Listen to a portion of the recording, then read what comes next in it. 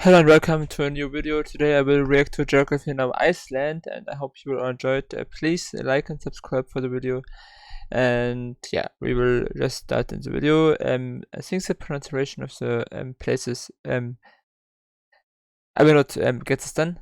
Icelandic is, I think, a very difficult language, but yeah, I will still, of course, as always, try to learn it. Maybe not in the video, but I will take a look on the language later. But yeah, let's just jump into the video directly and see what it is about Iceland. Guys, as you know, I went to Iceland earlier this year, and in all honesty, if you just want to get a real taste of Iceland better than I could ever provide, check out my friend, this guy, Ásgeir. Subscribe to his channel. He helped me out when I was there, and he knows Iceland. Ásgeir, check out the Ás. Yeah, keep that one, bro. All for you. It's time to learn geography now! Hey everyone, I'm your host Barbie. So, full disclosure before we start, my pronunciation for Icelandic words is gonna suck so bad in this episode. I do not advise you to play a drinking game for every time I mispronounce something. You will get alcohol poisoning and you might die. I repeat, you could die. Yeah. I will not try to pronounce it.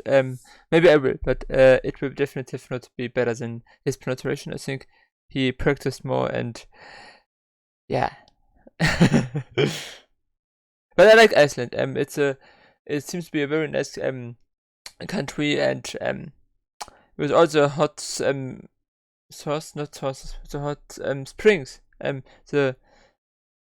Water coming out of the ground, hot water from the volcanic through volcanic activities, I think. Watching this. Iceland! Just the name invokes an obvious clue about where it is geographically. First of all, the country is located at the confluence of the Atlantic and Arctic Oceans east of Greenland and just south of the Arctic Circle. The country is divided into 6 constituencies, 3 big ones, and 3 of which are confusing because they basically just split up the most populous areas in the west. Reykjavik is the capital and the northernmost capital in the world, which is split into 2 constituencies, north and south, whereas the southwest constituency is divided into 4 non-contiguous exclaves, but they still act as 1 constituency, not 4. So it's 6 small separate entities that act as 3 constituencies. Get it? No. Great! This was done to help with the imbalance of the sparsely populated outer regions with voting, since about a third of the entire country is located in the Reykjavik metropolitan area. Nonetheless, most of the country still refers to areas being located in the traditional 8 region zones, which are divided like this. The country has many domestic airports, but the one large-scale international airport is Keflavik International, and the next 2 busiest ones are Reykjavik and Akureyri. Reykjavik and Akureyri are domestic airports except for seasonal service to Greenland internationally. Iceland's domain is mostly encompassed around the main... So the only international airport is not in the capital, Reykjavik. I hope it is Reykjavik. Probably not, but when I understood this correctly, the main international airport is not in Reykjavik, which is interesting. I thought it would be in the capital. Island, however, they do own some smaller islands and archipelagos off their coasts, the most populated ones being Heimaey, Hrísey, and Grímsey, and some in the south, like the newest island that just popped up in the 60s, Surtsey, which is off limits to anyone except permitted scientists who study it. Otherwise, Iceland may be rugged, but the islanders sure have paved a way for you to see it all. Which is also funny, I think it's an internet meme. Iceland is very green, but Greenland it's very frozen and icy, so it's kind of a meme with the names in the internet, I think. I saw it a few times. The Ring Road. This guide takes you all around the entire country, and depending on how much time you want to stop and see the sights, it could take you anywhere between 4-ish to 7 days to complete. Hey Brandon, you went on the Ring Road, right? Yeah! How long did it take you? About 9 days. Okay, maybe my facts were wrung. Otherwise, some top notable man-made sites and landmarks might include the National Gallery, the Viking World Museum, the stone carvings of Paul Guðmundsson, also the Viking World Museum, the stone carvings of Paul...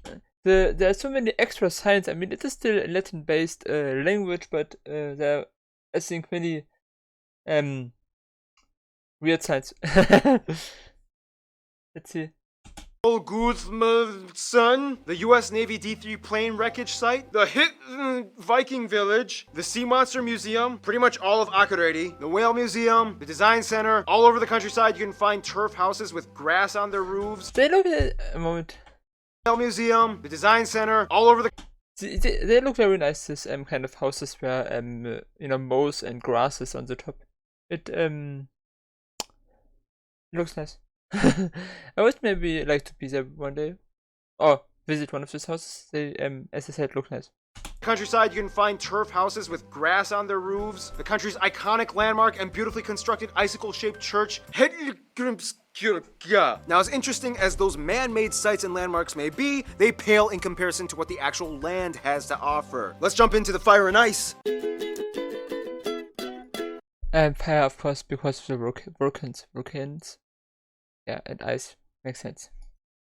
Alright, let me just put it this way. Iceland doesn't need an amusement park or roller coasters because the entire island is just like a wonderland in itself. First of all, Iceland is the 18th largest island in the world and the second largest in all of Europe. The entire country lies transected on the mid-Atlantic range, which divides the North American tectonic plate with the Eurasian plate, splitting open about 2 centimeters every year. You can even see the divide for yourself with your own eyes. Nearby Reykjavik at Thingvellir, with the largest natural lake, the land splits open and you can literally walk from Eurasia to North America. Underneath the waters, you can get even closer to the divide at the Silfra, that was easy, known as the clearest water diving spot in the world, where visibility can go up to 100 meters. Over 80% of the country. That's interesting. 100 meters, you can look through the water and see the ground. As I understood this, that sounds very interesting. Or you can look that deep. Is mountainous with the tallest point, Kvandalshnúkur. 11% of the country is covered with 6 main glaciers, the largest one in the southeast, Vatnajökull, and the smallest one, which just erupted in 2010, Eyjafjallajökull. With hundreds of volcanoes and about 30 of them are consistently active, as the longest river, the Þjórsá, meanders through the deep central Hofsjökull glacier to the ocean. So basically, the entire island is geothermal. Everywhere you go, chances are you can probably find a natural hot spring hidden somewhere. Hot spring was the word I was looking for in my head in the beginning of the video. So that's pretty interesting. In the remote wilderness. Not only that, but Iceland also harbors and capitalizes off of this unique, valuable resource as much as possible. When the first Vikings came in, they were like, "Wow, it is cold in here. I mean, I knew Norway was chilly, but dang! Is there anything here we can use to not, freeze to death?" Yeah, they killed a lot of sheep and made more wool clothing, but then eventually they found out how to generate power with the hot springs. Geothermal energy provides about a quarter of the country's power alone, and the rest is mostly hydroelectric from dams. And Iceland is one of the few countries in the world, I think, which don't have army by themselves. What is awesome. I like the idea. I wish more countries would follow this example. And renewable sources. Nonetheless, only about 1% of their land is arable, mostly confined to the south peripheral lowlands where root vegetables. Moment.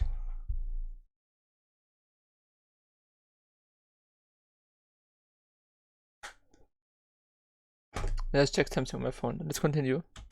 And kale and cabbage and cauliflower are grown alongside numerous geothermal heated greenhouses that harvest warm climate produce like tomatoes, cucumbers, and yes, even bananas, making Iceland the northernmost banana producing country in the world. Of course, the country also hosts a unique variety of Arctic wildlife like puffins, foxes, seals, narwhals, and the national animals, the griff falcon, and the famous highly accredited Icelandic horses. By the way, yes, it's true, Iceland is the only country with no mosquitoes. However, they do have 2 species of midges. He said midget. Midges, which are similar to mosquitoes. And actually, one of the species does actually bite, so it's kind of like having mosquitoes anyway. Iceland has biting midgets. Keith, just... Speaking of which, traditional Icelandic food is, let's just say, even my It's interesting. I have heard of some dishes from Iceland, and yeah, I think interesting is the best word to describe it. Let's see what they mention here in the video. Icelandic friend said this. This is so disgusting. Why would anyone eat this? Yeah, let's just say the Vikings had some very unorthodox tactics when it came to food preservation. Dishes like sheep's head, stockfish jerky, head cheese, sheep testicles, and the famous haukar. What is it exactly? Well, let's just say... Hey, so I got the shark, but it's poisonous. How do I eat it? Oh, I know. Let's bury it into the ground until it smells like urine, then dry it out for a couple months, and then cut off the brown crust, and then serve it. Yeah, obviously. I knew that. There are some... Yeah, I heard of this specific dish also before, and it is interesting. I don't know if I would try it, even if I would be there, but it's definitely interesting. Yeah, let's continue with the video. I'm very picky with food, so probably I am the wrong person to be excited about something like this, or even try it out, because I don't try many foods, I just eat mostly the same. But anyway, let's just continue. Delicious, redeeming Icelandic foods, though. They are known for making some amazing smoked lamb served with bean salad and grilled haddock and herring dishes. You can literally drink almost any water from any stream, pond, or lake or river in Iceland. The whole island kind of acts like a filtration. This is also something I've heard, and it's very interesting. You can just drink water from the right river, or small I don't know how the small rivers are called. They have also a name, but yeah, you can just drink water from the wilderness, or from nature. That's pretty interesting. I would definitely try out this Device for the glaciers. You have places like the smooth, conical Kirkjufell Mountain. Brandon has a tattoo of that. The Skaftafell Crystal Ice Cave in Vatnajökull. The Kjolur Trail in the Highlands. Literally like every 5 kilometers you'll find a waterfall. And don't forget the geysers in the south. Pretty much all of the Westfjords region is empty and beautiful for you to explore with no tourists. The sea monster of Kvitserkur, Dragni Island, Grjótgjá Caves, Mayfell Green Volcano on Black Sand. I'm not sure how he pronounces these things. I'm not Icelandic, that's obviously, but if you're from Iceland, please tell me about. Do you think that someone who would play this kind of drinking game would have be by now alcohol poisoned? Yeah. Please tell me. I will try to learn some Icelandic later. And beaches, Krafla and Naumskarth, Drangsnes hot tubs, the largest hot spring Knukver, and the open exposed fossils of Hallbjarnarskarsbur. If you went against my disclaimer and played that drinking game, you should be in an ambulance by now. Speaking of drinking, Icelanders are awesome people to socialize with. Let's meet them, shall we? Now, if the Nordics were a family, Iceland... I think that they have less than 1 million people living on Iceland. 600,000 or so. Maybe they also have more than 1 million, and just in Reykjavik there are less than 600,000. I'm not sure, but I think they have less than 1 million. That's my tip. That's my suggestion. Not suggestion. My tip. Let's see if I was correct. Would be like the little brother that got lost at sea from a shipwreck, got stranded on an island, and became a wild man. First of all, Iceland has a population of about 335,000 people. So it was much less than 1 million and even less than 600,000. Well, okay. And is the most sparsely populated country in Europe. About 92% of the country identifies as ethnically Icelandic, about 4% are Polish, and the remainder are other immigrants from all over, mostly Nordic, West European, and a few Asians mixed in as well. They also use the Icelandic kroner as their currency, they use the Type-C plug outlet, and they drive on the right side of the road. Now, being Icelandic is actually very unique genetically in contrast to the rest of their Nordic cousins. Basically, way back yeehaw, the Vikings were like, hey, we're sick of Norway, let's make a new home. Oh, but wait. We need women. But most of the Norwegian women were like, So they made a quick stop to the British Isles and kidnapped a bunch of Irish and Celtic women and brought them over. About 70% of all their women, that is. To this day, a typical Icelander actually has a portion of Irish or Celtic roots in their blood. Now, obviously, if you are one of the few lucky people that hasn't ended up in an ambulance yet, you'll have noticed that the Icelandic language is incredibly unique, often touted as one of the hardest languages in the world to learn. I mean, half the time the letters make no sense. F can make a V or a P sound, sometimes P and a T make a F sound, sometimes the G makes a W sound. These two letters both make a Th sound, and sometimes when there's two L's, it makes like a sound. Most letters both make a Th sound, and sometimes... This is great. This is funny. I mean, I think there is a way to learn this, of course, but yeah, it looks very difficult. Let's continue. When there's two L's, it makes like a sound. Most Nordic peoples have a hard time cracking the Icelandic code, except for the Faroese people on the Faroe Islands. They seem to have a similar sense of pronunciation and grammar as the Icelanders. Icelandic and Faroese are the closest languages to Ancient Norse out of all the Nordic languages. If you give them a script written in Ancient Norse, chances are they could probably understand it. Whereas Norwegians, Swedes, and Danes are like, ha! Nope. Now, because of its small population, Icelandic culture is very communal. Chances are everybody either knows each other or they know somebody who knows knows another person. Therefore, an ingrained sense of trust kind of roots itself in the mindsets of most people. This is why Iceland has one of the lowest crime rates in the entire world, sometimes topping off at number 1. And also, as of 2014, they were elected the world's most peaceful country according to the Global Peace Index. And by the way, in Iceland, nobody technically has a surname. They just adopt the last name dependent on their father's first name, and they just add son or dotter after it. So for example, a man named Alex with a father named, I don't know, Bjarki would be named Alex Bjarkison. Or if it was a woman, her last name would be Bjarki Dotter. Sorry, Bjarki, you just popped in my head. You rock, man! Hope you're doing well. Icelanders are thrill seekers. They live in an extreme landscape, so they make the best of it, and they will ski, paraglide, rappel, skate, dive, jump, and experience anything that gives them adrenaline. Some of the top notable Icelandic people might include founders of Iceland, Ingólfur Arnarsson and his wife Hedvig and brother Kjörleif, Leif Erikson, the first president Svein Björnsson, musicians Sigur Rós of Monsters and Men, Emiliana Torini, Mum, Gus Gus, of course the most famous resident Björk, Oscar-nominated director Friedrich Thor Friedrichsen, Hafþór Laxness, handball superstar Olafur Stefansson, Magnus Örnskjöld, Fionn Paul, and of course everyone's favorite strongman Hafþór or Thor the Mountain, Julius Björnsson. Now, as small as Iceland is, they've made a huge impact in the world's media outlets. Somewhere in the late I've heard that they are very peaceful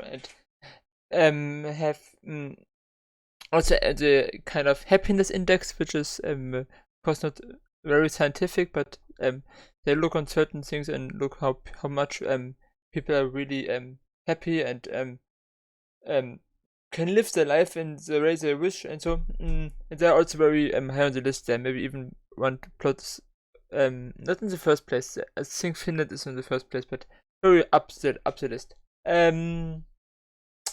Yeah, let's continue. 90s and early 2000s, word spread fast, and to this day, tourism is almost getting out of hand as they get over 3 times their own population in tourism every year. Hotels need to be built, staff need to be hired, and diplomacy is key in operating the whole deal. Which brings us to... The friends, I don't think that they have any big dispute with anyone, so I think they are good friends with most people. Now, Iceland has a problem. A good problem. Too many people like him now, and it's all happening too fast. First of all, Iceland has always had good ties to the USA and Canada. The US was the first to recognize Iceland as a state after independence, and both countries not only give some of the biggest business, but also house the largest communities of Icelanders outside of Iceland. Finland is like the mysterious, cool new rebel friend that they just made. They enjoy both being outsiders because although they are both Nordic, they are not considered Scandinavian. When it comes to humor, they totally get each other and click instantly with dry, semi-dark undertone jokes. Sweden is like the older brother that they love but is too busy working on his flowcharts to hang out with. Denmark is close, although Danes practically have no idea what skiing is considering their flat landscape. Most Icelanders learn Danish in school first before they learn English, even though they think it's pretty useless. When it comes to their best friends, most Icelanders I've talked to I have also learned some Danish recently, so Danish is much more easier than for example Vietnamese or Portuguese, which I also learned over the time a bit. I'm not good in any of them, but Danish is in some ways most similar. Of course, it's also a Germanic language, so it makes sense. But yeah, it's I like the language also. Let's continue. Said Norway and the Faroe Islands. As mentioned before, Icelanders have historical roots to Norway, and the two have had very close relations, especially since they both can relate to being subjugated under the Danes at one point in time. The Faroe Islands are like their weird cousins that totally get them and love to hang out with. It's a magical moment when an Icelander meets a Faroese person. In conclusion, Iceland is a land where cold meets hot, old meets new, small yet big, horrible fermented shark meets your dinner plate. I hope you're still alive, and if you are, stay tuned, because the big guy, India, is coming up next. I reacted also to India already. Maybe I will even put a link right now or something where you can click on the screen. I'm not sure. Please like and subscribe for the video. Subscribe for my channel and like the video. Recommend it to your friends. Write me something in the comments. Also, if you want, go to twitch.com. I have a link in the description. There we can from time to time also talk with each other and enjoy some time. We can talk about politics, culture, language, anything which interests me and also you. So go there and subscribe, follow me there.